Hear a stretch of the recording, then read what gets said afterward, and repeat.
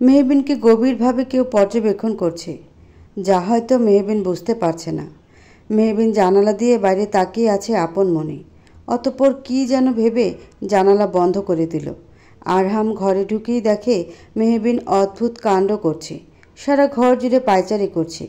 আরহাম মেহবিনের দিকে এগিয়ে আসে। মেহবিনকে এইভাবে পায়চারি করতে দেখে আরহাম ভ্রু কুঁচকে বলে, এ মেয়ে, তুমি রুমে এইভাবে পায়চারি করছো কেন? আমার পা, আমি যা ইচ্ছে করব। স্টুপিড একটা, সোজা কথার সোজা উত্তর দিতে পারো না? বাসে এতক্ষণ ধরে ঘুমানোর জন্যে ঘুম আসছে না, তাই পায়চারি করছিলাম। যদি ঘুম আসে? তোমাকে আমি এমনি এমনি স্টুপিড বলি? এইভাবে পায়চারি করলে সারা রাতও ঘুম আসবে না তোমার। তাহলে কি করব? মন খারাপ করে বলল মেহবিন। আরহাম মেহবিনকে বিছানায় ইশারা করলো বসতে। মেহবিন বসে পড়ল। আরহাম নিচে চলে গেল। অতঃপর নিচ থেকে এক গ্লাস দুধ নিয়ে এসে মেহবিনের দিকে এগিয়ে দিয়ে বলল, দুধটুকু খেয়ে নাও। সারাদিন তো এখানে সেখানে ছুটোছুটি করেছ। দুধটুকু খেলে ফ্রেশ লাগবে তোমার। ফ্রেশ হয়ে গেলেই ঘুম চলে আসবে। মেহবিন দুধের গ্লাস দেখে নাক ছিটকালো। ছোটবেলা থেকেই সে একদমই দুধ খেতে পছন্দ করে না। মেহবিন মুখ ঘুরিয়ে বলল, আমার দুধ খেতে একদমই ভালো লাগে না, আমি খাবো না দুধ। এমন কথায় আরহাম রেগে মেহবিনের পাশে বসে বলল, এই মেয়ে, তুমি কি বাচ্চা নাকি? তাড়াতাড়ি খেয়ে নাও। তুমি জানো এমন অবস্থায় দুধ খাওয়াটা কতটা জরুরি? তোমার সাথে একজন লিটল বেবিও আছে, তারও তো প্রয়োজন, তাই না? মেহবিন তবুও শোনে না আরহামের কথা। সে সাফ সাফ জানায় সে খাবে না দুধ। আরহাম এবার জোর করে মেহবিনের মুখটা হাঁ করিয়ে দুধটুকু খাইয়ে দেয়। এতে করে মেহবিনের মুখে দুধ লেগে যায়। মেহবিনকে দেখে যথেষ্ট হাসি পাচ্ছে আরহামের। পুরো বাচ্চাদের মতো মেয়েটা, একদম অবুঝ। মেহবিন কাঁদো কাঁদো মুখ নিয়ে চেয়ে থাকে। আরহামের হাসি পেলেও সে তা চেপে রেখে টিস্যু দিয়ে যত্ন সহকারে মুখ মুছে দেয়। মেহবিন শুধু চেয়ে চেয়ে দেখে। আরহাম উঠে দাঁড়িয়ে বলে, জোর করে না খাওয়ালে মুখে ভরে যেত না। বাট তুমি তো স্টুপিড মেয়ে, তোমাকে ভালো করে না বললে কথা কানে যায় না। মেহবিনে উঠে দাঁড়িয়ে বলে, কথায় কথায় আমাকে একদম স্টুপিড বলবেন না। স্টুপিডের মতো কাজ করলে অবশ্যই স্টুপিড বলবো। আপনি কিন্তু। মেহবিনের কথাকে গুরুত্ব না দিয়ে আরহাম বলে, আমার এত তোমার আজাইরা কথা শোনার টাইম নেই। So good night. আরহাম তার ছোট্ট বেডে শুয়ে পড়ে। মেহবিন রাগে ফুঁসতে ফুঁসতেই শুয়ে পড়ে। ঘুম থেকে ওঠার পরেই অদ্ভুত একটা কাণ্ড ঘটে গেল মেহবিনের সাথে। দরজা খুলতে সে দেখতে পেল বড় একটা কাঠের বক্স, র্যাপিং করা। মেহবিন বুঝতে পারছে না এই বক্সটা হঠাৎ কোথা থেকে এলো। মেহবিন প্যাকেটটা উঠিয়ে নিল। সবুজ রঙের র্যাপিং কাগজটা দিয়ে বক্সটা খুব সুন্দর করে সাজানো হয়েছে। মেহবিন প্যাকেটটা হাতে নিয়ে কিছুক্ষণ তাকিয়ে দেখে। তার ওই নাম লেখা, পাশে ছোট্ট করে লেখা প্রিয়সী। প্রিয়সী নামটি দেখে মেহবিন কিছুটা ভড়কে যায়। এই বক্সটা তার জন্যে? কিন্তু কে পাঠালো? মেহবিন বক্সটা হাতে নিয়ে রুমের দিকে এগোলো। মেহবিন রুমের দিকে আসতেই নজরে পড়ে যায় পাশে ছোট্ট বিছানায় ঘুমিয়ে থাকা আরহামের দিকে। কে নিশ্চিন্তভাবে ঘুমিয়ে যাচ্ছে লোকটা। মেহবিন প্যাকেটটা খুলে দেখে তাতে একটা ছোট্ট প্যাকেট। মেহবিন খুব আগ্রহ নিয়ে খুলে দেখে তাতে মেহবিনের ছবি, যাকে বলে কারো হাতে আঁকা ছবি। কেউ তার খুব নিখুঁত প্রতিভা দিয়ে এই ছবিটা এঁকেছে, তা দেখেই বোঝা যাচ্ছে। ছবিটাতে মেহবিনকে বড্ড সুন্দর লাগছে। সামান্য আলতো হাসি দিয়ে রেখেছে মেহবিন। নিজের সবুজ রঙের শাড়িটার আঁচল দিয়ে লজ্জায় নিজের মুখটা ঢেকে রেখেছে মেহবিন। আঁচল দিয়ে শুধু মেহবিনের লজ্জামাখা হাসিটাই দেখা যাচ্ছে। মেহবিনের সেদিনের কথা মনে পড়ে যায়। অব্র সেদিন তাকে হাঁটু গেড়ে প্রপোজ করছিল। সেদিন মেহবিন এতটাই লজ্জা পেয়েছিল যে আঁচল দিয়ে মুখখানা ঢেকে দিয়েছিল। সেই মুহূর্তের ছবিটাই কেউ এঁকে ফেলেছে। কারো হাতের কাজ এতটা নিখুঁত হতে পারে? মনে হচ্ছে যেন একদম সেই মুহূর্তটাকে যেন কেউ ক্যামেরায় বন্দি করে রেখেছে। মেহবিন লক্ষ্য করে দেখে পাশে ছোট্ট চিরকুট, তাতে লেখা, প্রিয়সী। ঠিক কী বলে সম্বোধন করা উচিত তোমায় জানা নেই। তুমি এমন একজন যাকে ভিন্ন সময় ভিন্ন নামে সম্বোধন করার প্রয়োজন হয়। ছবিটা দেখেছ? কি মায়া সে মুখশ্রীতে, তাই না? আমি তো প্রথম দফায় প্রেমে পড়ে গিয়েছিলাম যাকে বলে অদ্ভুতভাবে। এতটা মায়াবী হাস্যোজ্জ্বল প্রাণবন্ত কারো হাসি হয়? দেখলেই শুধু তাকিয়ে থাকতে ইচ্ছে হয়। কিন্তু সময়ের পালা বদলে আজ সেই মুখশ্রীতে শুধুই অশ্রু ঝরছে। এইসব আমি কিভাবে সহ্য করি বলো তো প্রেয়সী? তুমি ঠিক আমার কি তোমাকে বলে বোঝাতে পারবো না প্রেয়সী। আমি আমি জানি আমার একটা ভুলের জন্যে আজ তোমার এই পরিণতি। তুমি চিন্তা করো না, আমি ঠিক নিজের ভুলটা শুধরে নিব। ইতি, তোমার অচেনাতে প্রিয়। চিঠিটা পড়ে কিছুক্ষণ থ মেরে বসে থাকে মেহবিন। কী সব কথা লিখে রেখেছে চিঠিতে! কিসের ভুল? নতুন কোন পাগলের আমদানি হলো কে জানে। মেহবিনের কাছে এইসব চিঠি এখন শুধু ন্যাকামি লাগে। মেহবিন বিরক্ত নিয়ে চিঠিটা ফেলে দেয় জানালা দিয়ে, কিন্তু কেন যেন ছবিটা ফেলে দিতে পারল না। ছবিটার দিকে তাকালেই অদ্ভুত এক ভালো লাগা কাজ করে। ফোনে রিং বাজতেই মেহবিনের খেয়াল হলো আরামের ফোনটা বাজছে। আরাম এক্ষুনি ঘুম থেকে উঠে যাবে, তাই মেহবিন ড্রয়ারের এক কিনারে রেখে ঘর থেকে বেরিয়ে যেতে নিলে খেয়াল করে তার ওড়নাটা ফুলের টবের সাথে বেজে আছে। মেহবিন ওড়নাটা ছাড়ানোর চেষ্টা করে, ততক্ষণে ফোনের আওয়াজে আরামের ঘুমটা হালকা হয়ে যায়। সে আরও মোড়ে ঘুম থেকে উঠে তখনই মেহবিন ওড়নাটা ছাড়িয়ে নিয়ে তাড়াহুড়ো করে ঘর থেকে বেরোতে যায়, কিন্তু তখনই ঘটে বিপত্তি। মেহবিনে ফ্লোরে পা পিছলে আরামের বুকে গিয়ে পড়ে। বুকে ভারী কিছু অনুভব করতেই আরাম চোখ খুলে দেখে মেহবিন তার বুকে শুয়ে আছে। You is too. আরামের সম্পূর্ণ কথা শেষ হওয়ার আগেই মেহবিন আরামের মুখ চেপে ধরে বলে, আপনি আপনার স্টুপিড নামক রেডিওটা বাজানো শুরু করুন। তার আগে একটা কথা বলতে চাই। প্লিজ, আমার এখন বকা খাওয়ার মুড নেই। প্লিজ আমাকে ছেড়ে দিন। উনি বাঁকা হেসে বলেন, যদি ছেড়ে না দেই তবে? মানে? আরহাম ধমক দিয়ে বলল, মানে হলো get lost from here you bloody. Mehbin মুখ বিকিয়ে ঘর থেকে চলে এলো। এইভাবে বকার কি আছে?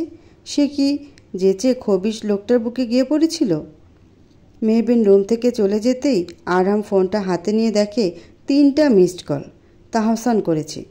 আরহাম কল পুনরায় করে বলে, হ্যালো বল। আরহাম, তোর কথা মতো চিটাগাং এই আমাদের কোম্পানি তার নিউ প্রজেক্ট করছে। আরহাম কথাটি শুনে হাসি দিয়ে বলে, দ্যাটস গুড, ভেরি গুড। হঠাৎ তুই চিটাগাংয়ের প্রজেক্টটা ফিক্সড করলি কেন? সেটা নিশ্চয়ই তোকে বলে দিতে হবে না।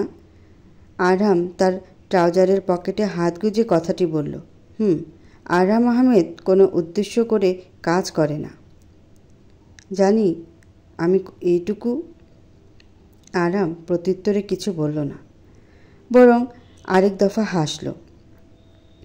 মায়েরা মুখ গুমরা করে নিচে নামে। অব্রের মা মায়েরার মন খারাপ বুঝতে পারলেন ইশরা বেগম। অব্র কালকে সারাটা রাত বাড়িতে ফেরেনি, এমনকি মায়েরাকে একটা কল পর্যন্ত করেনি।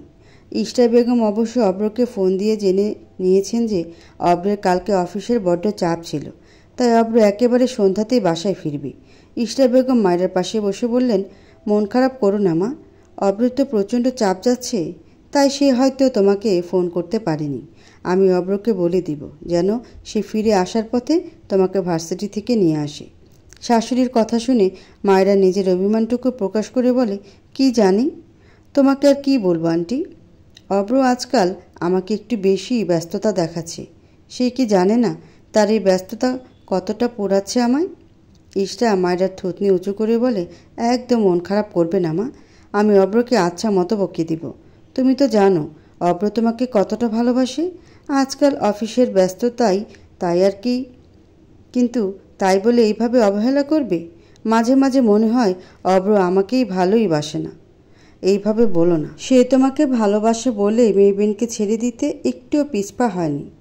আচ্ছা মা, তুমি বরং অব্রের সাথে কথা বলো, আমিও বলবো না হয় পরে। আচ্ছা। মেহবিন আজকে আরহামের মাকে কিছু একটা বুঝেই বাড়ি থেকে বেরিয়েছে। যদিও আরহাম আবারও ঘুমিয়ে পড়েছে। যেহেতু আজকে আরহামের অফিস নেই, তাই মেহবিন তাড়াতাড়ি বেরিয়ে গেছে। যে আজ কিছুতে তার সকালের শুরুটা স্টুপিড নামক গালিটা শুনে শুরু করতে পারবে না। আজকে মেহবিনের ভার্সিটির ছোটোখাটো টেস্ট আছে, তাই খুব তাড়াতাড়ি ভার্সিটি যাচ্ছে। ভার্সিটির গেটে আসতেই মেহবিন গাড়ির ভাড়া মিটিয়ে ভার্সিটির গেটে প্রবেশ করে। তখনই তার পথ আটকে কেউ দাঁড়ায়, যাকে দেখে মুহূর্তেই মেহবিনের বুকটা ধক করে ওঠে। তার শরীরটা কেঁপে ওঠে আলাদা উত্তেজনা শিহরণে। নিজের প্রাক্তন অভ্রকে এভাবে পথ আটকাতে দাঁড়িয়ে থাকতে দেখে মেহবিন স্থির হয়ে দাঁড়িয়ে যায়। অভ্র এতদিন পরে মেহবিনকে দেখে তার ঠোঁটের কোণে আলতো হাসি ফুটে ওঠে। কত খুঁজেছে মেহবিনকে, অবশেষে আজকে মেহবিনের দেখা পেয়েই গেল। অব্র মেহবিনের এক বান্ধবীর থেকে জানতে পেরেছে মেহবিন নাকি আজকের টেস্টের জন্য ভার্সিটি আসবে। তাই দেরি না করে অব্র সোজা অফিস থেকে ছুটে এসেছে মেহবিনের সাথে দেখা করার জন্যে। মেহবিন এক প্রকার না দেখার ভান করে ভার্সিটির দিকে পা বাড়াতে নিলে অব্র পুনরায় মেহবিনের পথ আটকে দাঁড়ায়। মেহবিনের এতদিন পরে অব্রকে দেখে স্থির হয়ে দাঁড়িয়ে থাকতেও কেমন যেন শক্তিটুকু পাচ্ছে না মেহবিন। শরীরটুকু দুর্বল লাগছে। অব্রের এইরকম হুটহাট দেখা পাওয়াটা মেহবিনকে প্রতিনিয়ত দুর্বল করে তোলে। তাই হয়তো অব্র তার কষ্টটা বাড়িয়ে দেওয়ার প্রচেষ্টা এইভাবে দেখা দিচ্ছে। মেহবিন শক্ত গলায় বলল, আমার পথ আটকে আছো কেন অব্র? আমার পথ ছাড়ো বলছি। অব্র মেহবিনের হাতটা ধরে বলল, দেখ মিহু, তুই এইভাবে রাগ করিস না। আমাকে শুধু কিছুক্ষণ সময় দে, আমি তোকে কিছু কথা বলতে চাই। সেই কথাগুলো না বললে আমার ঠিক শান্তি হবে না। মেহবিন হাত কাঁপছে, যাকে বলে প্রচণ্ড রাগে। অব্রের ছোঁয়া তার কাছে এখন নোংরামি ছাড়া আর কিছুই লাগছে না। আগে অব্রের ছোঁয়ায় তার শরীরের রন্ধ্রে ভালো লাগার স্রোত বয়ে যেত, কিন্তু আজ তাতে একরাশ ঘৃণা ধরা দিচ্ছে। মেহবিন তার হাত দ্রুত ছাড়িয়ে নিয়ে অব্রকে কটাক্ষ করে বলে, মিস্টার অব্র আহমেদ, আপনি কোন সাহসে আমাকে স্পর্শ করেন? আপনার সাহসের যথেষ্ট তারিফ করতে হবে আমাকে। দেখ Mihu, called me Mehbin Hussain, not Mihu. Mihu বলার অধিকার আপনি হারিয়েছেন অনেক আগে, ক্ষিপ্ত গলায় বলল মেহবিন। অব্র নম্র গলায় বলল, আমি সত্যি খুব চিন্তা ছিলাম রে মেহবিন। এই ঢাকা শহরে তুই একা একা কোথায় আছিস বড্ড চিন্তা হচ্ছিল আমার। তুই যখন এখানে আসছিস শুনলাম, তখন না এসে পারলাম না। আমার তোকে কিছু বলার আছে, সেগুলো বলেই চলে যাব। তুই শুন প্লিজ। মেহবিনের ধৈর্যের বাঁধ ভেঙে যাচ্ছে। মনে পড়ে যাচ্ছে অব্র এবং মায়রা সব ঘনিষ্ঠ মুহূর্ত, যার সাক্ষী ছিল মেহবিন নিজেই। মেহবিনের মনে পড়ে যাচ্ছে বিয়ের দিনে করা অব্রের প্রতিটা অপমান। অব্রের এইসব কেয়ারিংগুলো মেহবিনের কাছে অতিরিক্ত আধিক্যতা ছাড়া আর কিছুই মনে হচ্ছে না। অব্র মেহবিনের দিকে এগোতে নিলে মেহবিন জোরে চিৎকার করে বলে, একদম আমার দিকে এগোবেন না। যেখানে আছেন সেখানেই থাকুন। আপনার লজ্জা করে না ঘরে বউ রেখে আমাকে এইভাবে রাস্তাঘাটে ডিস্টার্ব করছেন? মেহবিনের চিৎকারে ততক্ষণে লোকেরাও জড়ো হয়ে যায়। একজন লোক মেহবিনের দিকে প্রশ্ন নিক্ষেপ করে বলে, কি হয়েছে আপু? মেহবিন অব্রের দিকে ক্রোধ নিয়ে তাকিয়ে বলে, দেখুন না, ঘরে বউ থাকতেও আমাকে রাস্তাঘাটে ডিস্টার্ব করে যাচ্ছে। এইবার লোকের অব্রের দিকে এগিয়ে বলে, কি সমস্যা ভাই? রাস্তাঘাটে মেয়ে পেয়ে বিরক্ত করতে ইচ্ছে করে নাকি শুধু? এরা তো এমনই, বউ রেখে বাইরে নষ্টামি করে। অব্র তাদের দিকে তাকিয়ে বলে, দেখুন, আপনারা কোথাও ভুল ভাবছেন। আমরা কোনো ভুল বুঝছি না। অব্র ও রাস্তার লোকেদের মধ্যে তর্কাতর্কি হচ্ছে। এই সুযোগে মেহবিন একটা অটো ধরে চলে যায়। আজকেও সে ভার্সিটি যাবে না। অব্র আশাহত হয়। সে পারল না তার কথাটুকু বলতে। অব্র রাস্তার লোকদের কোনো রকম বুঝিয়ে ঝামেলা থেকে বেরিয়ে আসে। তখনই তার চোখ যায় মায়রা নামক রমণীর দিকে। মায়রা এতক্ষণ নিষ্পলকভাবে সব কিছুই দেখে যাচ্ছে। অব্র ক্ষীণ সুরে বলে, মায়রা। মায়রা আর কিছু না, বরং দ্রুত পায়ে উল্টো পথে হাঁটা ধরে। মায়রা, যান, দাঁড়াও বলছি। কথাটি বলে অব্র মায়রার পিছন পিছন যেতে থাকে। অফিসে আরহাম তার কলমটাকে পেঁচিয়ে ঘোরাচ্ছে বারবার। তার মাথা দিয়ে আগুন বের হচ্ছে। স্টুপিড মেয়েটা এই অবস্থায় কিভাবে একা বের হয়ে গেল? যদি কোনো ক্ষতি হয় তখন? মেয়েটা আজকাল বড্ড বেশি ঘাটতারা প্রকৃতির হয়ে গিয়েছে। যদিও আজকে আরহামের ছুটি ছিল, তবুও সে অফিসের একটা কাজে চলে এসেছে অফিসে। আরহাম ফোনটা বের করে মেহবিনের নাম্বারে ফোন করে, কিন্তু মেহবিন ফোন ধরছে না। আরহাম টেবিলে শক্ত করে বাড়ি দিয়ে বলে, হাউ স্টুপিড শি ইজ। আমার ফোনটাও ধরা টাইম পাচ্ছে না। কি এমন কাজ করছে সেই মহারানী? তাহসান আরহামের কার্যকলাপ লক্ষ্য করছিল। আরহামকে এইভাবে রেগে যেতে দেখে তাহসান বলল, তুই কি তোর বউর কথা বলছিস? বউ? না মানে নকল হলেও বউ তো। বুঝি রে বাপ, সব কিছুই বুঝি। বউ ফোন ধরছে না, একটু একটু চিন্তা তো হবেই। বউ কাছে না থাকলে তো সবারই খারাপ লাগে। আমি সিঙ্গেল মানুষ, সেখানে আমারই খারাপ লাগে, তোর তো লাগবেই। আরহাম চোখ গরম করে বলে, তুই থামবি তাহসান? আরহামের কথার মাঝেই রুষা নক করে কেবিনে প্রবেশ করে। রুষা আরহামের বেশ জুনিয়র। বেশ মধ্যবিত্ত ঘরের ভদ্র স্বভাবের মেয়ে। কথা খুব একটা বলে না সবার সাথে, যদিও তার পেটের সব কথা সে আরামের জন্য রেডি করে রাখে। আরামের সাথে দেখা হলেই কথার ফুলঝুরি নিয়ে বসে থাকে। আরামকে খুব আগে থেকে পছন্দ করে রুষা, যদিও আরামকে বলার সাহস তার নেই। রুষা দেখে আরাম গাম্ভীর্যতা মুখে এনে বলল, কিছু বলবেন মিস রুষা? না মানে স্যার, আজকে সন্ধ্যায় আমার বাড়ির পাশে একটি রেস্টুরেন্টে ছোটোখাটো একটা পার্টির আয়োজন করেছি। যদি আপনারা সবাই আসতেন তাহলে আমার ভালো লাগতো। হঠাৎ কি খুশিতে রুষা? তাহসানের প্রশ্নে রুষা মাথা নিচু করে বলে, আজকে আমার জন্মদিন, অফিসে সবাই আসবে, আপনারা আসলেও খুব ভালো লাগতো। তাহসানও মিষ্টি হেসে বলল, শুভ জন্মদিন রুষা, আমি নিশ্চয়ই আসব। অতঃপর তাহসান আরামকে খোঁচা মেরে বলে, কী রে, তুই কিছু বল। আরামের মন মেজাজ বিগড়ে আছে। মেহবিন নামক স্টুপিড মেয়েটা তার ফোন ধরছে না। আরাম গম্ভীর মুখেই বলল, হ্যাপি বার্থডে মিস, আমি চেষ্টা করব। Excuse me. আরাম ফোনটা কানে নিয়েই তার কেবিন থেকে বেরিয়ে গেল। আরাম এইভাবে গম্ভীরভাবে কথা বলায় মন খুলল হলো রুষার। সবসময় এত গম্ভীর থাকে কেন লোকটা? কিন্তু এইটা ভেবেই রুষা খুশি যে আরাম চেষ্টা করবে, এইটুকুই বলেছে। আরাম বলেছে যখন ঠিকই আসবে, আজকে সন্ধ্যায়। খালি পায়ে হেঁটে যাচ্ছে এক রমণী, বিশাল আকাশের দিকে তাকিয়ে আছে পলকহীনভাবে। আচ্ছা, এই আকাশটা তো অনেক বিশাল। এই বিশালতার মাঝে আকাশ কি তার কষ্টগুলোকে নিয়ে নিবে? যদিও নিয়ে নিত বড্ড বেশি ভালো হতো। আকাশে কালো মেঘ জমেছে, হয়তো বৃষ্টি হবে। সেই বৃষ্টিতে মেহবিনের চোখের জল বৃষ্টির সাথে নির্বিশেষে একাকার হয়ে যাবে। মেহবিন হাঁটু গেড়ে বসে থাকে। সে এখন মাঠের এক কোণে বসে আছে, পাশেই ছোট্ট একটা পুকুর। বিশাল এই জায়গায় আপাতত কেউ নেই। অতঃপর মুষলধারে বৃষ্টিপাত শুরু হলো। মেহবিন বৃষ্টিতে তার হাত দুটো মেলে চিৎকার করে কান্না করে দিল, যে কান্না এতদিন সে কারো সামনে কাঁদতে পারেনি। মনের ভিতরে লুকানো নিগুড় কোনো দুঃখ বোধকে এক নিমিষে জাগিয়ে তুলতে পারে বৃষ্টি, আবার তা ধুয়ে মুছে সাফও করে দিতে পারে। আজ মেহবিনও ইচ্ছে মতো কাঁদবে এই বৃষ্টিতে, উজাড় করে দিবে বৃষ্টির কাছে তার সকল দুঃখ, সকল কষ্ট। মেহবিন অনুভব করে কেউ তার মাথায় ছাতা নিয়ে দাঁড়িয়ে আছে। মেহবিন তাকিয়ে দেখে আরহাম ছাতা হাতে নিয়ে দাঁড়িয়ে আছে। মেহবিনকে দেখেই আরহামের বুকটা ধক করে ওঠে। মেয়েটা কি অনেক কেঁদেছে, চোখ মুখ ফুলে গেছে, কিন্তু আবারও কেন কাঁদছে স্টুপিড মেয়েটা? আরহাম মেহবিনের দিকে ঝুঁকে ধমকে বলে, এই স্টুপিড মেয়ে, এইভাবে এই অবস্থায় বৃষ্টিতে ভিজছো কেন? জ্বর এসে গেলে কি হবে এখন? বেবির যদি কোনো ক্ষতি হয় তখন কি হবে? আরহাম আর কিছু বলতে পারল না। তার আগেই মেহবিন আরহামকে জড়িয়ে ধরে কাঁদতে শুরু করে দিল। মেহবিনের আপাতত কোনো হিতাহিত জ্ঞান নেই। তার শুধু এই মুহূর্তে কাউকে আঁকড়ে ধরার প্রয়োজন ছিল, যাকে আঁকড়ে ধরে মেহবিন তার দুঃখগুলো প্রকাশ করবে। আরহামের হাত থেকে ছাতাটা পড়ে যায়। মেহবিন ও আরহাম দুজনে বৃষ্টিতে ভিজে যাচ্ছে, যাকে বলে দুজনের বৃষ্টি বিলাস হচ্ছে। আরহামও মেহবিনের মাথায় হাত রেখে সান্ত্বনা দেওয়ার চেষ্টা করে। তখনই মেহবিন আরহামের বুকে ঢলে পড়ে। আরহাম তাকিয়ে দেখে মেহবিনের জ্ঞান নেই। আরহামের বুকে মেহবিন লুটিয়ে পড়তেই আরহাম অনুভব করল মেহবিন জ্ঞান হারিয়েছে। আরহাম কিছু না ভেবে মেহবিনকে পাঁজও কোলে তুলে নিল। বৃষ্টি থামার নামই নেই।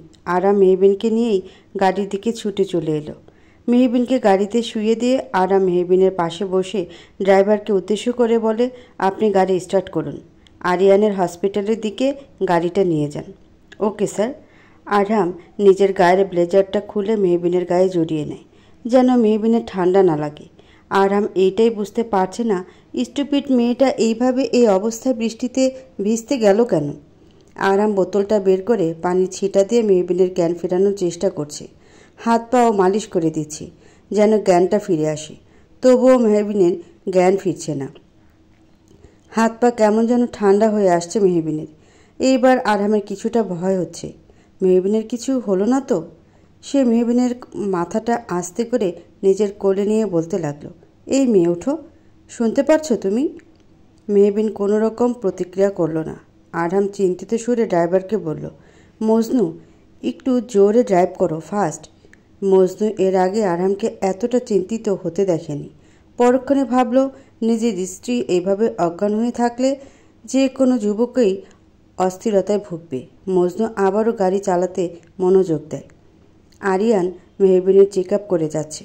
আরাম হাত ভাঁজ করে দাঁড়িয়ে আছে, দৃষ্টি তার নিচে। মেহবিনের জ্ঞান এখনও ফিরেনি। আরাম আজকে মেহবিনের ভার্সিটিতে যেয়ে জানতে পারে মেহবিন নাকি আজকে ভার্সিটি আসেনি। তাই আরহাম বারবার মেহবিনকে ফোন করে যাচ্ছিল।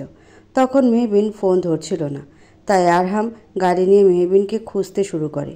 ভাগ্যক্রমে মেহবিনের সাথে তার পুকুরের পাশের মাঠে দেখা হয়ে যায়। আরহাম স্পষ্ট শুনেছিল মেহবিনের সেই আর্তনাদ। কতটা কষ্টের মধ্যে একজন মানুষ থাকলে এইভাবে কাঁদতে পারে। আরিয়ান মেহবিনকে একটা ইঞ্জেকশন পুশ করে দেয়। অতঃপর আরিয়ান আরহামের কাছে এসে বলে, ভাইয়া চিন্তা করো না, মেয়েও এখন ঠিক আছে। জ্ঞান কখন ফিরবে? জানিস মেয়েটা কতটা স্টুপিড, এই অবস্থায় বৃষ্টিতে ভিজছিল। আরিয়ান তার ভাইয়ের কথা শুনে হেসে বলল, ভাইয়া মেহু অসুস্থ, এখনও তুমি তাকে বকাঝকা করবে? করবো না তো কি করব, আদর করব? করো না, তোমারই তো বউ। নকল আসল ফ্যাক্ট না ভাই। একটা থাপ্পড় খেলে তোর মাথা ঠিক হবে? এরকম একটা টাইমেও তোর মজা না করলে হচ্ছে না? ওই স্টুপিড মেয়েটার কী রকম অবস্থা এটা বল। আরহাম মেহবিনের দিকে তাকিয়ে ক্ষীণ গলায় বলল, মেহু এখন প্রেগনেন্ট। এই অবস্থাতে কোনো রকম প্রেশার তার শরীরের জন্য ঠিক না। কিন্তু মেহুর মনের মধ্যে প্রতিনিয়ত ঝড় বয়ে চলেছে। কোনো এক চাপা কষ্ট, যা প্রতিনিয়ত মেহুকে ঘিরে ধরেছে, যা মেহু কারো সাথেই শেয়ার করতে পারছে না। হয়তো অতীতের ক্ষতগুলো আবারও জীবিত হয়ে উঠেছে। এই কষ্টের প্রেশারগুলো মেহু ঠিক নিতে পারছে না, তাই সে সেন্সলেস হয়ে গেছে। যেখানে প্রেগনেন্ট অবস্থায় একটা মেয়েকে সবসময় হাসি খুশি থাকতে হয়, সেখানে মেহু কষ্টে ভিতরে ভিতরে শেষ হয়ে যাচ্ছে এক প্রকার। ভাই। আরহাম মনোযোগ দিয়ে কথাগুলো শুনল কিছুক্ষণ। আরিয়ান কি মনে করে যেন বলল, ভাইয়া আমাকে এখন নেক্সট কেবিনে যেতে হবে পেশেন্ট দেখতে, তুমি না হয় ততক্ষণে মেহবিনের পাশে বসো। আরিয়ান বেরিয়ে যায়। আরহাম মেহবিনের পাশে বসে। মেয়েটার মুখটা একেবারেই শুকিয়ে যায়। গোলাপি চিকন ঠোঁটজোড়া কেমন যেন নড়ছে। আরহাম বুঝতে পারছে মেহবিনের জ্ঞান ফিরে আসছে, কিন্তু মেহবিন ঠিক কী বলতে চাইছে আরহাম মেহবিনের দিকে ঝুঁকতেই শুনতে পায় বিড়বিড় করে বলা মেহবিনের প্রতিটা বাণী। আমাকে এতবার আঘাত করে কি এত শান্তি পাও তুমি? জানো না তোমার উপস্থিতি বারবার স্মরণ করিয়ে দেয় তোমার করা প্রতিটা ছলনার কথা। আমার হৃদয়টুকু যে বারবার ক্ষত হয়ে যায় পুরনো স্মৃতি মনে পড়লেই। মেহবিন আর কিছু বলতে পারল না, পুনরায় চোখজোড়া বন্ধ করে ফেলল। মেহবিনের কথা শুনে আরহামের কেমন একটা কষ্ট হতে শুরু হলো। আরহাম বুঝতে পারল আরিয়ানের দেওয়া ইঞ্জেকশনের জন্যই মেহবিনের জ্ঞান ফেরা সত্ত্বেও মেহবিন পুনরায় ঘুমিয়ে পড়েছে। বালিশে মুখ গুজে কেঁদে যাচ্ছে মায়রা। অব্র তার ব্যাগটা বিছানায় ফেলে মায়রার দিকে এগিয়ে আসতে নিলেই মায়রা তাকে বাধা দিয়ে চিৎকার করে বলে, একদম আমার কাছে আসবা না অব্র। কি ভেবেছো তুমি? তুমি মেহবিনের সাথে দেখা করবে অথচ আমি জানতে পারবো না? কেন দেখা করলে তুমি মেহবিনের সাথে? অব্র নিজের ঘড়ি খুলতে খুলতে বলল, আমার মেহুর সাথে কিছু কথা বলার ছিল, যা মেহুকে জানানো আমি প্রয়োজন বলে মনে করি। কি এমন কথা যে রাস্তায় এত বড় ড্রামা করলে? সব প্রশ্নের উত্তর দিতে আমি বাধ্য নই মায়রা, তুমি শুধু শুধু আমাকে ভুল বুঝেছ। মায়রা থপ করে বসে দ্বিগুণ উঁচু গলায় বলে, অব্র আমি তোমার স্ত্রী অব্র, সব কিছু জানার অধিকার আছে আমার। কোনোভাবে তোমার প্রাক্তন প্রেমিকার প্রতি তোমার দরদ উতলে উঠছে না তো? যাকে সমাজ এখন তোমার রক্ষিতা বলে মনে করে, তা রক্ষিতাকে আবার প্রয়োজন নাকি? অব্রের রাগ হচ্ছে প্রচণ্ড। রাগে হাত পা কাঁপছে।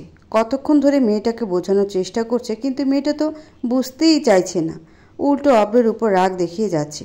অব্র নিজের রাগ দমন করতে পারল না। মায়েরা আরও কিছু বলবেই তার আগেই অব্র মায়েরার মুখ চেপে ধরে বলে, অনেকক্ষণ ধরে আমি সহ্য করছি।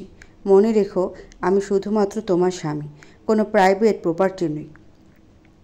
আমার যার সঙ্গে ইচ্ছে তার সঙ্গে দেখা করব। তুমি তাতে বিন্দু মাত্র ব্যাঘাত দেওয়ার কেউ নও। স্ত্রী তুমি আমার, স্ত্রীর মতো থাকবে। এই প্রথম মায়েরা অব্রের চোখে তার জন্য তীব্র রাগ ক্ষোভ দেখতে পারছে। আচ্ছা, এই ক্ষোভ কি মেহবিনকে বলা কটাক্ষ করা বাণীর জন্যে? অব্র মায়রাকে ছেড়ে রাগে ফুঁসতে ফুঁসতে বেরিয়ে যায়। মায়রা কান্নায় ভেঙে পড়ে। অব্রের মা আড়াল থেকে সব কিছুই দেখছেন। তিনি বুঝতে পারছেন তার সংসারটা কেমন ছন্ন ছাড়া হয়ে যাচ্ছে। খুব তাড়াতাড়ি অব্রের সাথে কথা বলা জরুরি। রুষা আজকে নীল রঙের একটি শাড়ি পরেছে। অফিসের প্রায় সবাই চলে এসেছে, শুধুমাত্র আরহাম ছাড়া। রুষা ভাবল আরহাম বোধহয় ট্রাফিক জ্যামে পড়েছে, তাই আসতে লেট হচ্ছে। তাহসান রুষাকে দেখে বলল, বাহ রুষা, তোমাকে দেখে আজ যথেষ্ট সুন্দর লাগছে। রুষা লজ্জা পেয়ে বলে, কি যে বলেন না তাহসান ভাই, একদম ঠিক বলছি। আজ কত ছেলে তোমার এই রূপে ফিদা হয়, শুধু দেখতে থাকো। আরহাম স্যারের শুধু ফিদা হলে চলবে, আর কাউকে লাগবে না। রুষা বিড় করে বলল কথাটি। তাহসান ব্রু কুচকে বলল, কিছু বললে? না, মানে স্যার কখন আসবে? ফোন করে দেখো। আচ্ছা।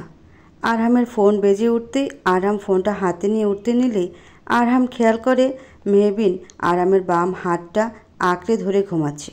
নার্স এই অবস্থা দেখে এসে বলে, স্যার আমি ছাড়িয়ে দিচ্ছি হাতটা।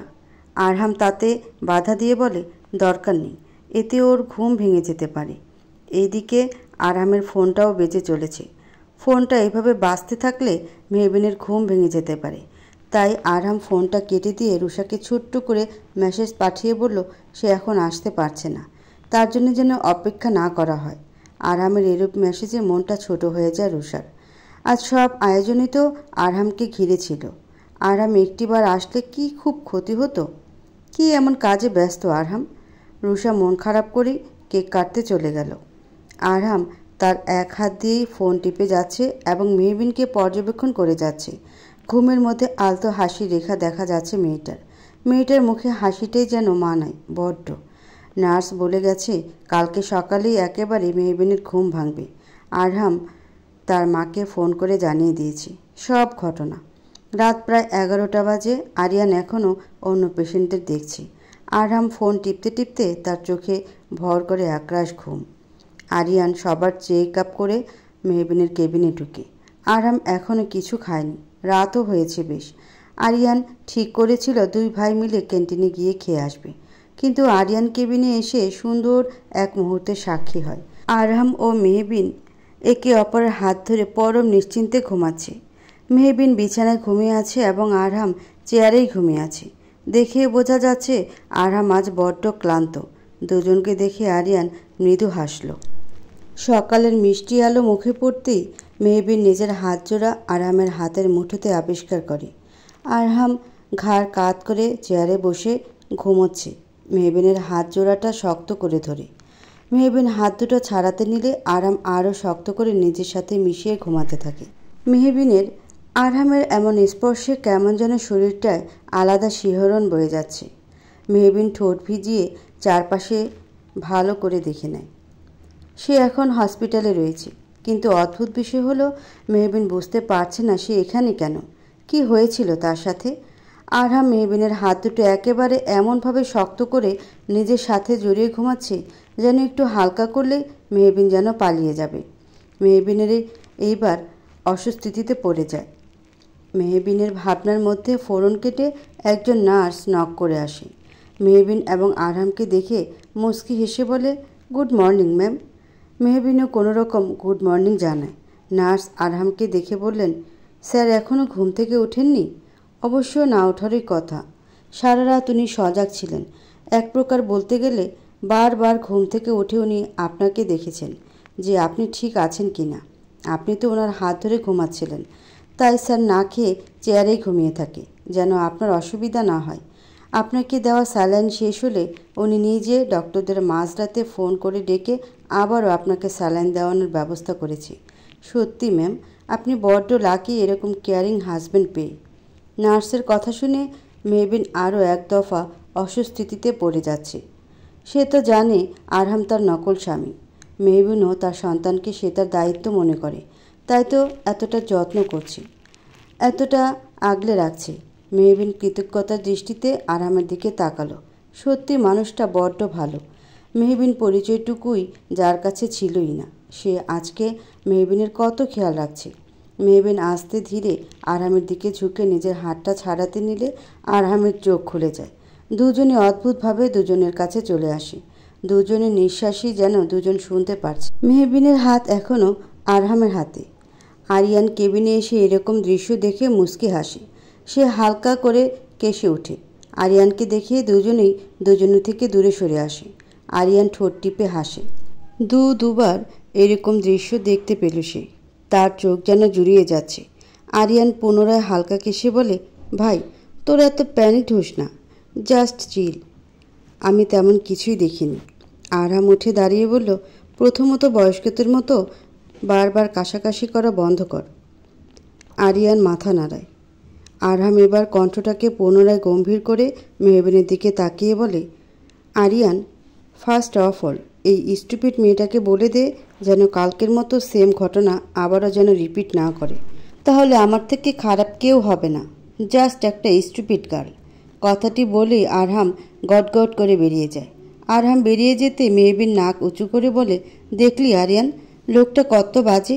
কি এমন করেছি যে সবসময় আমাকে স্টুপিড বলে? বেশরম লোক একটা। আরিয়ান মেহবিনের পাশে বসে মেহবিনের নাকটা টেনে বলে, আরে লিটল সিস, তুই এত চেতসকে? আমার ভাই তো এরকমই একটু। কেউ একটু এদিক সেদিক করলেই ভাইয়া রেগে যায়। বুঝিসই তো, ভাইয়া সব কিছুতে পারফেক্ট হওয়া চাই। মেহবিন মুখ বেঁকিয়ে বলল, এখন আসল কাহিনী বল। কি কাহিনী? আমি এখানে কি করে? বলছি দাঁড়া। আরিয়ান শুরু থেকে সব কিছু খুলে বলে মেহবিনকে। সব শুনে মেহবিন মাথা নিচু করে ফেলে। এখন তার আস্তে আস্তে সব কিছুই মনে পড়ে যাচ্ছে। মেহবিন এতটাই ভেঙে পড়েছিল যে আরহামকে সে অবস্থায় পেয়ে জড়িয়ে ধরে কেঁদে দিয়েছিল। সে অবস্থা মনে পড়তে মেহবিনের মুখে আরেক দফা লজ্জা এসে ভর করে। আরিয়ান ভ্রু কুঁচকে বলে, কী রে, তুই হঠাৎ লজ্জা পাচ্ছিস কেন? মেহবিন কিছু বলবে তার আগেই আরহাম এসে বলে, আরিয়ান চল এবার, হসপিটালের সব বিল আমি মিটিয়ে দিয়ে এসেছি। আরিয়ান মেহবিনের দিকে আরেকটু ঘেঁষে বলে, সব তো বুঝলাম ভাই, কিন্তু আমার এই লিটল সিস্টার এত লজ্জা পাচ্ছে কেন? একদম নতুন বউয়ের মতো। কী রে ভাই, বল তোর নতুন বউকে, থুরি নকল বউকে কেমন লাগছে? আরিয়ান তুই থামবি?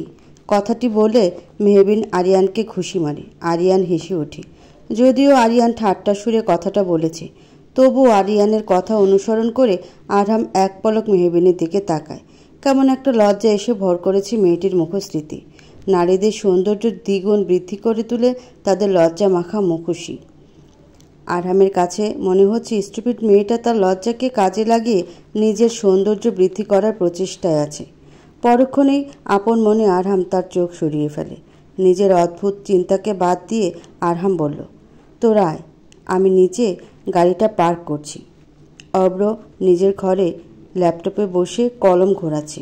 যতক্ষণ পর্যন্ত মেহবিন কোথায় আছে, কার সাথে আছে, সেই খবরটা পাওয়া না পর্যন্ত অব্র শান্ত হতে পারছে না। অব্র মনে পণ করে সে ঠিকই মেহবিনের সাথে যে করি হোক দেখা করবে এবং মেহবিনকে তার কথা শুনতেই হবে। ইশরা বেগম ছেলেকে এইভাবে অস্থির হতে দেখে মুচকি হাসেন। তিনি বুঝলেন কালকে মায়েরার সাথে কথা কাটাকাটির জন্যে অব্র নিশ্চয়ই অশান্তিতে আছে এই বিষয়টা নিয়ে। অব্রের পাশে কফির কাপটা রেখে তিনি বললেন, অব্র বাবা, তোর মন খারাপ কেন? তেমন কিছু না মা, অফিসের কাজ ছিল তাই আর কি। অব্রের মা তার ছেলের পাশে বসে বললেন, মা হই আমি তোর, এইটুকু বুঝি। বুঝলি, মায়েরাকে গিয়ে এক্ষুনি সরি বল। জানিস মেয়েটা এখনও কিছু খায়নি, যা গিয়ে একটু খাইয়ে দিয়ে আয়। অব্র বিরক্তি প্রকাশ করে বলল, মা আমার যথেষ্ট কাজ আছে, এইসব ন্যাকামি করার সময় আমার নেই। অব্র এসব কি বলছিস? এখন এসব ন্যাকামি লাগছে তোর কাছে? বিয়ের আগে তুই মায়েরাকে এই বাড়িতে এনে কতবার নিজের হাতে খাইয়েছিস মনে আছে? অব্র কথাটি শুনে চুপ হয়ে যায়। হ্যাঁ, বিয়ের আগে সে অনেক যত্ন করে মায়েরাকে খাইয়ে দিত। মেহবিন শুধু দূর থেকে দেখিয়ে যেত তার ভালোবাসার মানুষটি, তার স্বামী অন্য নারীকে কতটা ভালোবাসার সহিত খাইয়ে দিচ্ছে। মেহবিন অব্রের সামনে কাঁদত না, সে নিজের ঘরে কাঁদত। অব্র কেন যেন টের পেত। মেহবিনের কান্না, সে কান্নাগুলো অব্রের কাছে ন্যাকামি মনে হতো। আজ মায়েরাকেও তার ন্যাকা মনে হচ্ছে। তাহলে বিয়ের পরেই কি মায়ের প্রতি ভালোবাসার রঙটা হালকা হতে শুরু করলো? নিজেকে প্রশ্ন করে বসে অব্র। অব্রকে চুপ থাকতে দেখে এবার অব্রের মা আদেশের সুরে বলে, অব্র তুমি কি এখন আমার কথাও শুনবে না? কি হয়েছেটা কি তোমার? আমাকে খুলে বলবে? আমার তো মনে হচ্ছে পুরনো প্রেম জেগে উঠছে তোমার। যদি তা হয় ভুলেও তা ভাববে না, না হলে আমার থেকে খারাপ কেউ হবে না, এই আমি বলে দিলাম। মায়ের কথা শুনে অব্র মাথা নিচু করে ফেলে। ইশরা বেগম রাগ নিয়ে বেরিয়ে যায়। অব্র মাথা নিচু করেই মায়রার ঘরের দিকে এগিয়ে যায়। মায়েরা একটা শর্ট স্লিভ কার্টনের টি শার্ট এবং একটা জিন্স পরে বের হচ্ছিল। অব্রকে দেখে সে থেমে যায়। অব্র বলল, কোথায় যাচ্ছ? সব প্রশ্নের উত্তর আমি তোমায় দিতে প্রয়োজন বোধ করি না। জাস্ট এইটুকু জেনে রাখো, 2-1 দিনের মধ্যে একটা চূড়ান্ত ফয়সালা করব আমি। মায়রার কথাটা অব্র বুঝল না। মায়রা বেরিয়ে গেল। মুখ কালো করে বসে আছে মেহবিন। আরহাম বলে গেছে যেন এক পাও না রাখে দুধটুকু না খাওয়া পর্যন্ত। কিন্তু মেহবিন কিছুতেই দুধ খাবে না। সারাদিন শুধু বকে আর শুধু বিচ্ছিরি মার্কা দুধ খেতে বলে। আরহামের মা মেহবিনের মুখটা শুকনো দেখে বলে, মেহু মা আমার, মুখটা এরকম করে রেখেছ কেন? তো কি করব? উনি সব সময় আমাকে বকেন, বিচ্ছিরি খেতে এই দুধটা কি আদৌ খাওয়া যায়? আরহামের মা হেসে বলে, পাগলি মেয়ে আমার, আমার ছেলেটা তোমাদের অনাগত সন্তান এবং তোমার জন্য কতটা চিন্তিত দেখছো না, তাই তো এত বকাঝকা। মা, তোমাদের অনাগত সন্তান শব্দটি মেহবিনের কানে বাজছে। তার সন্তানটা তো আরহামের নয়, কিন্তু সবাই জানে এই সন্তানটি আরহামের। সকলের কাছে যখন এই সন্তানের আসল পরিচয় প্রকাশ পাবে তখন কি হবে এর ভবিষ্যৎ? এইসব ভাবলেই মেহবিনের চিন্তা বেড়ে যায়। আরহামের মা আবারও বললেন, এমনিতেও দুধটা খেতে ভালো না লাগলেও তোমার যে খেতে হবে মা। তোমার শরীর কতটা দুর্বল জানো তো? অজ্ঞান হয়ে পড়েছিলে সারা রাত। এটা কি বেবির জন্য ক্ষতিকর না? আরহামের মায়ের কথা শুনে মেহবিন মাথা নাড়ায়। আরহামের মায়ের কথা শুনে দুধটুকু মুখে দেয়। আরহামের মা রান্নাঘরের দিকে অগ্রসর হয়। সাথে সাথে মেহবিন দৌড়ে মুখে দুধটুকু ফেলে দেয়। এমনিতেই এই অবস্থায় সে কিছু খেতে পারছে না, বলতে গেলে রুচিটাই উঠে গেছে। সেখানে দুধটুকু তার কাছে সব থেকে জঘন্য পানীয় বলে মনে হচ্ছে। মেহবিন একটা ফোন দিয়ে আটল। আরামের ঘরের বারান্দায় গেল। সেখানে আপাতত কেউ নেই। রায়লা এবং ড্রাইভার একে অপরের দিকে কেমন যেন লজ্জা করে তাকিয়ে আছে, তাও বাগানের এক কোণে। মেহবিন তাতে গুরুত্ব না দিয়ে দুধটুকু ফেলে দিল। হাউ রিডিউকিলাস, ড্যাম ইট, কে করলো এই কাজ? এরকম গলা শুনে মেহবিনের পুরো বিশ্বাস হয়ে গেল সে ভুলক্রমে আরামের উপর দুধ ফেলে দিয়েছে। মজনু রাহেলার হাত ধরবে তার আগেই রাহেলা বড় ভাইজনগো বলে দৌড়ে চলে গেল। মজনু চোখ বন্ধ করে হাত ধরতে গিয়ে আকাশের হাতে চুমু দিয়ে ফেলে। আকাশ হলো বাড়ির কেয়ারটেকার। মজনু তার হাতে এভাবে চুমু খাওয়ায় আকাশ চিল্লিয়ে ওঠে। মজনু চোখ খুলে দেখে আকাশ। মজনু বলে, তুই? রাহেলা কই? শালা, তুই আগে বল, তুই আমার হাতে চুমু খাইলি কে? ঘরে কি তোর বাপ ভাই নাই? ছি! মজনু কি বলবে বুঝতে পারছে না। রাহেলা আরামের কাছে এসে মুখ চেপে ধরে। আরাম যেন রাগে কাঁপছে এক প্রকার। আরহামের মাথা থেকে দুধ টুপ করে আরহামের মুখে এসে গড়িয়ে পড়ছে। আরহামের পুরো ব্লেজারে দুধ লেগে আছে। আরহাম রক্তচক্ষু নিয়ে উপরের দিকে তাকাতেই সর্বপ্রথম তার চোখ যায় মেহবিনের দিকে। মেহবিন বিড়বিড় করে বলে, যেখানে বাঘের ভয় সেখানেই সন্ধ্যা হয়। বাঘ মেহু। মেহবিন ভৌ দৌড় দেয়। আরহাম রাগে চিৎকার করে বলে, ইউ স্টুপিড গার্ল। আরহাম মেহবিনের পিছনে দৌড়াচ্ছে। মেহবিনও দৌড়ে উপরের একটা কর্নারে গিয়ে লুকিয়ে পড়ে। ছেলেকে এইভাবে দৌড়াতে দেখে আরহামের মা আরহামের কাছে এসে বলল, বাবা তুই থাম, কি করছিস কি তুই? মেয়েটার পিছনে এভাবে দৌড়াচ্ছিস কেন? আরহাম ক্ষিপ্ত গলায় বলল, মা তুমি জানো না, আজকে আমার জরুরি একটা মিটিং আছে, কিন্তু স্টুপিড মেয়েটা আমার গায়ে দুধ ঢেলে দিয়েছে না খেয়ে। কতটা অবাধ্য দেখেছো তুমি? যেখানে আমি ওকে পুরো গ্লাসটা শেষ করতে বলেছিলাম সেখানে ও কী করলো? পুরো দুধের গ্লাস আমার উপরেই ফেলে দিল। আরহামের মা বুঝেছেন ছেলে আজ চটেছে, তাই ছেলেকে শান্ত করার জন্য তিনি বললেন, আহা হয়তো বুঝেনি তুই দাঁড়িয়েছিলি, তুই রাগ করিস না। হ্যাঁ, বুঝবে কেন? ও তো নাদান শিশু, তাই না? আজকে ওর একদিন কি আমার একদিন। রাহেলা 4 গ্লাস দুধ রেডি রাখো। ভাইজান গো, 4টা গ্লাস? আরহাম ধমকে বলল, বেশি বকবক করো না, যা বলছি করো, রেডি করে উপরে নিয়ে এসো। রাহেলা মাথায় হাত দিল। সে সব বুঝে গেছে। আজকে 4 গ্লাস সব আরহাম মেহবিনকে খাওয়াবে। আজ মেহবিনের কি হবে ভাবতে রাহেলার হাত পা কাঁপছে। আরহাম উপরের দিকে দৌড়ে যায়। আরহাম উপরে গিয়ে নিজের রুমে গিয়ে দরজাটা ভিড়িয়ে দেয়। দরজা খোলা শব্দে মেহবিন মৃদু কেঁপে ওঠে। এইবার সে কি করবে? আরহাম চারপাশে ঘুরতে ঘুরতে বলে, হে স্টুপিড গার্ল, তুমি এক্ষুনি বেরিয়ে পড়ো। লুকিয়ে কোনো লাভ নেই, আজকে তোমাকে কেউ বাঁচাতে পারবে না। আরহাম রুমের চারপাশ ঘুরছে। মেহবিন আল্লাহ আল্লাহ করছে, যে করি হোক আরহাম নামক জমের থেকে তাকে বাঁচতে হবে। আজকে যদি একবার আরহাম তাকে ধরে ফেলে সে বাঁচতে পারবে না। আরহামের চোখ যায় তার বিছানার কিনারের দিকে। সেখানে মেহবিনের ওড়নাটা স্পষ্ট দেখা যাচ্ছে।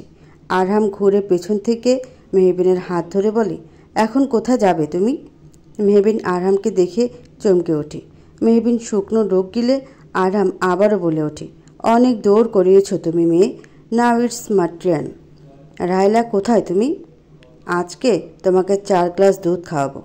আমার উপর দুধ ফেলে দেওয়ার শাস্তি তোমাকে পেতেই হবে। মেহবিনের যেন মাথা ঘুরে যাওয়ার উপক্রম। 1 গ্লাস দুধই সে খেয়ে শেষ করতে পারে না, সেখানে 4 গ্লাস কিছুতেই সে খাবে না। মেহবিন অসহায় মুখ করে বলে, দেখুন প্লিজ, আমি বুঝিনি, আমাকে ছেড়ে দিন। আমাকে আজকে ভার্সিটি যেতেই হবে। কালকে টেস্ট এক্সামটা মিস করেছি, আজকে একদমই করা যাবে না। সেটা তোমার এইসব স্টুপিড কাজ করার আগে মনে ছিল না? তুমি আমার ব্লেজারটা কি করেছো? তুমি জানো আমার কত ইম্পর্টেন্ট মিটিং ছিল আজকে? স্টুপিড একটা। মেহবিন কিছু একটা ভেবে বলে, আইডিয়া, আপনি দাঁড়ান, আমি এক্ষুনি আসছি। মেহবিন উঠে দাঁড়াতে নিলে আরহাম পুনরায় মেহবিনকে বসিয়ে বলে, এই মেয়ে, তুমি আবারও পালানোর ধান্দা করছো? আরে বাবা, পালাবো না, একটু অপেক্ষা করুন, আমি আসছি। মেহবিন উঠে দাঁড়িয়ে ওয়াশরুমে গিয়ে একটা ভেজানো কাপড় নিয়ে আসে। আরহাম তা দেখে বলে, এইটা দিয়ে কি করবে? মেহবিন বিড়বিড় করে বলে, আপনাকে ইচ্ছে মতো ধুবো। কি বললে? আজ্ঞে কিছু না, আপনি চুপটি করে বসুন না। মেহবিন আরামের কাছে বসে আরামের ব্লেজারে লেগে থাকা দুধটুকু মুছতে শুরু করে দেয়। আরাম মেহবিনের দিকে তাকায়। মেহবিন আরামের অনেকটাই কাছে, ঠিক যতটা কাছে আসলে কাপড়ের নিঃশ্বাস শুনতে পারা যায়। মেহবিন কাপড়টা রেখে লেবু দিয়ে জায়গাটা পরিষ্কার করার প্রচেষ্টা করে। রাহেলা রুমে ঢুকে দুধটুকু তাড়াহুড়ো করে নিয়ে আসতে গিয়ে দুধের গ্লাসগুলি রাহেলার হাত থেকে পড়ে যায়। রাহেলা ভাই জান গো বলে চিৎকার করে। মেহবিন চিৎকার শুনে উঠে যায়। অতঃপর মেহবিন রাহেলার কাছে যেতে গিয়ে দুধে পা লেগে পড়ে যেতে নিলে আরাম মেহবিনকে কোমর চেপে ধরে নিজের সাথে চেপে ধরে, যাতে মেহবিন পড়ে না যায়। আরহাম শক্ত কণ্ঠে বলে, এই মেয়ে, এইভাবে কেউ হাঁটে? How stupid you! একটু হলেই তো পড়ে যেতে। রাহেলার চিৎকার শুনে আরিয়ান, মজনু ও আকাশ চলে আসে। আরিয়ান ঘরের এই অবস্থা দেখে বলে, ভাই, কিসের এত চিল্লাচিল্লি? আরহাম মেহবিনকে উদ্দেশ্য করে বলে, কিসের জন্যে আবার? আমাদের বাড়িতে একটা স্টুপিড আছে না, তার কাজই তো প্রতিটা পদে স্টুপিড সব কাজ করা। আরামের হাত এখনও মেহবিনের কোমরে। মেহবিন তাকিয়ে দেখে আরিয়ান সহ সবাই তাদের দিকে ড্যাব ড্যাব করে তাকিয়ে আছে। মেহবিন এইরকম চাহনিতে মেহবিনের মুখশ্রীতে এক রাশ লজ্জা এসে ভিড় করে। মেহবিন আরামের কানে ফিসফিস করে বলে, ছাড়ুন। কি ছাড়ব? বেশরম লোক একটা, আমাকে ছাড়ুন। মেহবিনের কথায় আরহাম তাকে ছেড়ে দেয়। আমি ফ্রেশ হয়ে আসছি। কোনো রকম আরহাম কথাটি বলে ওয়াশরুমে ঢুকে যায়। বোঝাই যাচ্ছে বেচারাও লজ্জা পেয়েছে। আরহামকে এইভাবে যেতে দেখে আরিয়ান ও বাকি সবাই হেসে ওঠে। মেহবিন বেচারি বিছানায় বসে পড়ে। আরিয়ান মেহবিনের পাশে বসে বলে, একটা কথা বলবো মিহু? কি? এই যে ভাই তোকে সবসময় আগলে রাখে, এই আগলে রাখা মানুষটা কিন্তু আমাদের জীবনে বড্ড প্রয়োজন। আমাদের জীবনের কত মানুষ আসবে আমাদের কষ্ট দিতে, কিন্তু সেই ক্ষতে মলম লাগাতে একজন আগলে রাখার মানুষটি একবারই আসবে। হয়তো তোর জীবনের আগলে রাখার মানুষটি হলো ভাইয়া। মেহবিন আরিয়ানের কথার সঠিক মানে বুঝতে পারল না। সে আরিয়ানকে জিজ্ঞাসা করবে, কিন্তু তার আগেই আরিয়ান বেরিয়ে গেল। আরহাম মেহবিনকে ভার্সিটির গেটের সামনে রেখে চলে যায়। আজকে আরহামের একটু বেশিই ব্যস্ততা ছিল, তা মেহবিনকে স্টুপিড বলার সুযোগটুকুও পায়নি। মেহবিন নিজের ক্লাসে চলে যায়। সেখানে চলে যেতেই তার চোখ পড়ে তার বান্ধবীদের দিকে। তাদের মধ্যে আলিশাও ছিল, যে মেহবিনের কষ্টকে দ্বিগুণ করে দিতে অব্র এবং মায়ের ঘনিষ্ঠ মুহূর্তের ছবি মেহবিনকে পাঠিয়েছিল। মেহবিনকে এতদিন পরে দেখে তারা এগিয়ে আসে। আলিশা বলে, মেহু, তুই কেন আশা করিসনি? কি ভেবেছিস তোদের মতো স্বার্থপর কিছু বন্ধুরা এবং অব্রের মতো প্রতারকের জন্যে কষ্টে আমার দিন পার হয়ে যাবে? দেখ মেহু, তুই কিন্তু বেশি বলছিস। আলিশাকে থামিয়ে মেহবিন আবারও বলে, যেখানে তোদের মতো মুখোশধারী বন্ধুরা আছে, সেখানে আরিয়ানের মতো বন্ধুরাও আছে।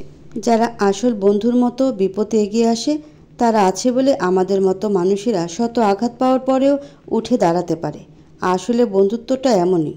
বন্ধুর মতো বন্ধু যদি আমাদের জীবনে থাকে, সত্যি বলছি, জীবনটা বড্ড সহজ হবে। অতীতকে সরিয়ে ঘুরে দাঁড়ানোটাও বড্ড সহজ হবে। শুধু জীবনে আরিয়ানের মতো বন্ধু হলেই চলবে। মেহবিনের কথা শুনে সবাই চুপ হয়ে যায়। মেহবিন সবাইকে পাশ কাটিয়ে তার নিজের জায়গায় গিয়ে বসে পড়ে। আরহাম মিটিংয়ে তার নিজের করা ফাইলসগুলো তাহসানকে নিয়ে তাদের টিমের সবাইকে বুঝিয়ে দিচ্ছে। সবাই খুব ভালো করে বোঝার চেষ্টা করছে। রুষা শুধু মুখ কালো করে দাঁড়িয়ে আছে। কিছুটা অভিমান কাজ করছে আব্রাহামের প্রতি।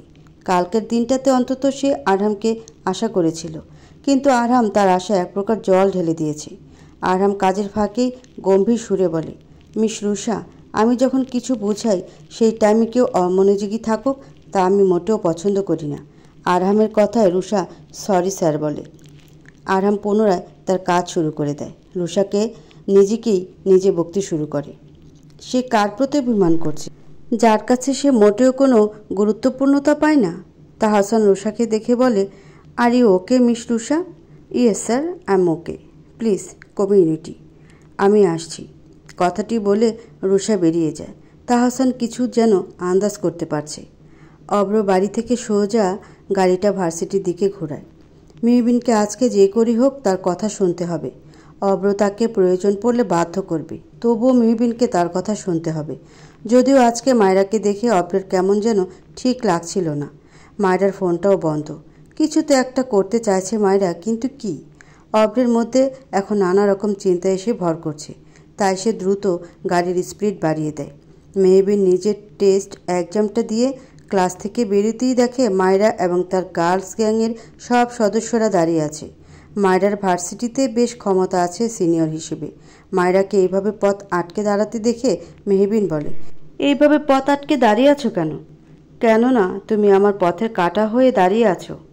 মায়রার কথা মেহবিন চমকে বলে, পথের কাঁটা মানে কী সব বলছো তুমি মায়রা? আমাকে যেতে দাও, সামনে থেকে সরো। দাঁড়াও মেহবিন, এত কিসের তাড়া তোমার? তুমি কি ভেবেছ তুমি আমার সংসার ভাঙবে আর আমি বসে বসে দেখব? দাঁতে দাঁত চেপে কথাটি বলে মায়রা। মেহবিন মুচকি হেসে বলে, মানুষের সংসার ভাঙাটা তোমার কাজ মায়রা। এইসব কাজ তোমাকে শোভা পায়, আমাকে নয়।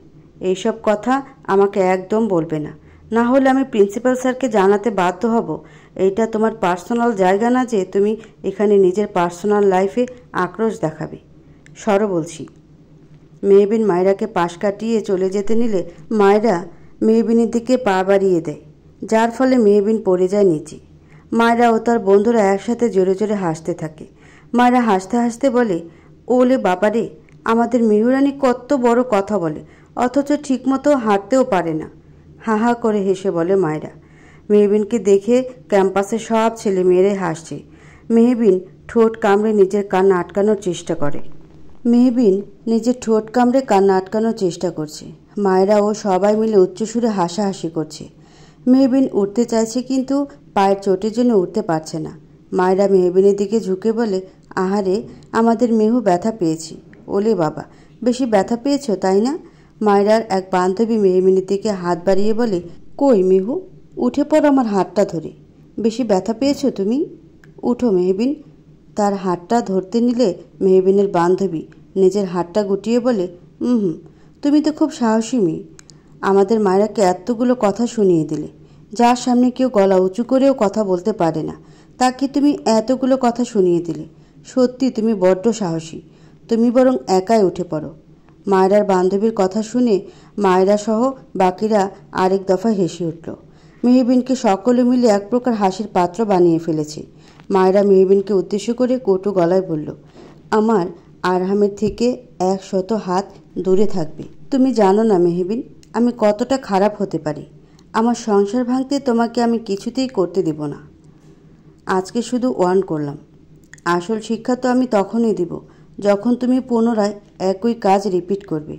কথাটি বলেই মায়েরা ও তার বান্ধবীরা সামনের দিকে এগিয়ে যায়। মেহবিন চাইলেও উঠতে পারছে না। কেউ মেহবিনের দিকে এগিয়েও আসছে না। সবাই শুধু দাঁড়িয়ে তামাশা দেখছে। মেহবিন কষ্ট করে উঠতে নিলে কেউ তার দিকে হাত বাড়িয়ে দেয়। মেহবিন তাকিয়ে দেখে আরহামকে দেখে মেহবিন ভরসাটুকু পায়। মেহবিন আরহামের হাতটুকু শক্ত করে ধরে। আরহাম মেহবিনকে আস্তে করে উঠিয়ে নেয়। আরহাম খেয়াল করে দেখে মেহবিনের পাটা ফুলে গেছে চোট পেয়ে। আরহামের মেজাজ বিগড়ে যায়। আরহাম মেহবিনের দিকে তাকিয়ে বলে, ব্যথা পেলে কি করে তুমি?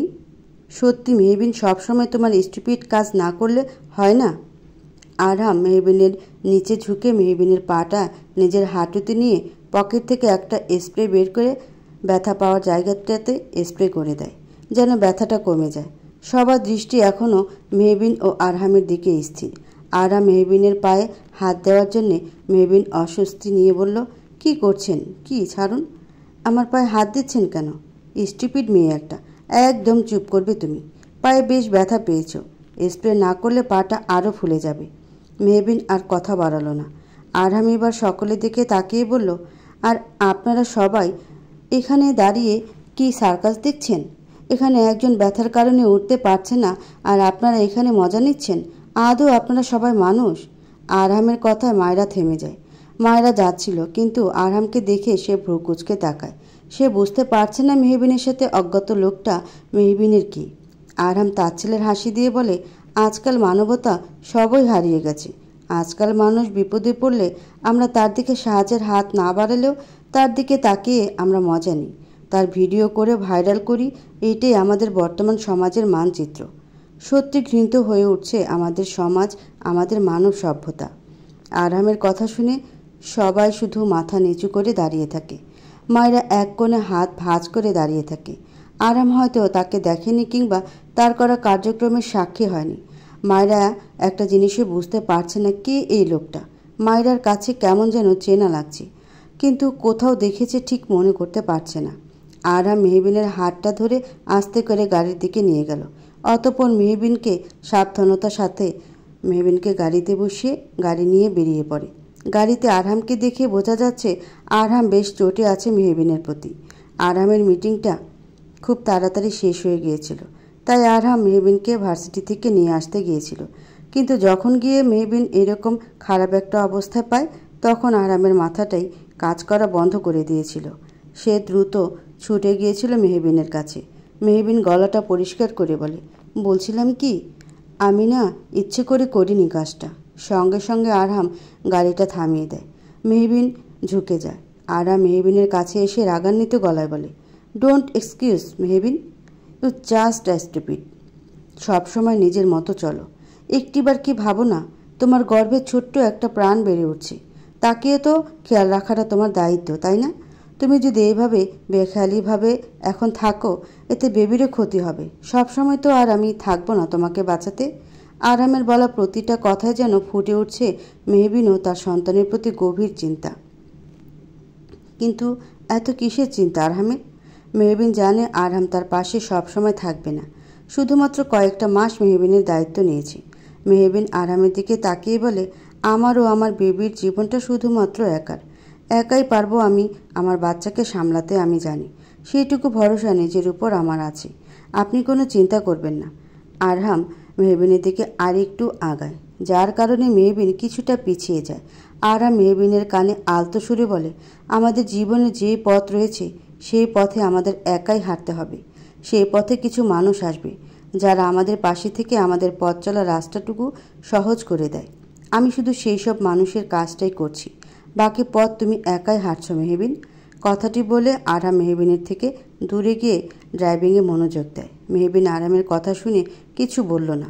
আরহামের মুখে নিজের নামটি শুনে মেহবিনের ভালো লাগলো। মেহবিন যেন আরিয়ানের কথাটার মানে এখন হলেও বুঝতে পারল না। আরিয়ানের ভাষ্যমতে আরহাম এমন এক মানুষ যে সকল পরিস্থিতিতে মেহবিনকে আগলে রাখবে। পরক্ষণে মেহবিন আনমনে ভেবে ওঠে, আরহাম তো তাকে শুধুই সাহায্য করছে, আর তেমন কিছুই না। মেহবিন নিজের মনটাকে শান্ত করে নিজের চিন্তাটাকে দূরে রেখে দেয়। এদিকে অব্র ভার্সিটি এসে জানতে পারে মায়রার কার্যকলাপের কথা। সঙ্গে সঙ্গে অব্রের মাথায় দাও করে আগুন জ্বলে ওঠে। অব্র রাগে গাড়ির দরজায় বাড়ি মেরে মায়রার ক্লাসের দিকে এগিয়ে যায়। মায়রা তার বন্ধুদের সাথে কিছু বিষয়ে কথা বলছিল। অব্রকে দেখে মায়রা বলে ওঠে, অব্র তুমি এখানে? অব্র কিছু না বলে সকলের সামনে এক প্রকার টানতে টানতে মায়রার হাত ধরে বাইরে নিয়ে যেতে থাকে। ভার্সিটির সবাই অব্র ও মায়রার দিকে তাকিয়ে আছে। মায়রা বারবার বলে যাচ্ছে যেন অব্র তাকে ছেড়ে দেয়, কিন্তু অব্র তার কথাতে কর্ণপাত না করে তাকে টানতে টানতে গাড়ির দিকে নিয়ে যায়। মায়রাকে বাড়িতে এনে অব্র মায়রাকে ড্রয়িং রুমে ছুঁড়ে ফেলে। অব্রের মা ইশরা বেগম এখন বাড়িতে নেই। মায়রা অব্রের এমন ব্যবহারে অবাক হয়ে বলল, আমার সাথে এমন করছো কেন অব্র? কি করেছি আমি? অব্র মায়রার দিকে ঝুঁকে মায়রার গালটা চেপে ধরে বলে, একদম নাকা সাজবে না মায়রা।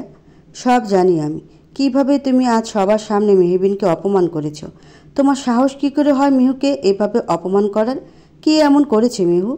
তোমার যা বলার তো আমার সাথে বলতে। মিহুকে এভাবে টানতে গেলে কেন মাঝখানে? মায়রা চিৎকার করে বলে, তোমার মেহুই তো সব নষ্টের গোড়া।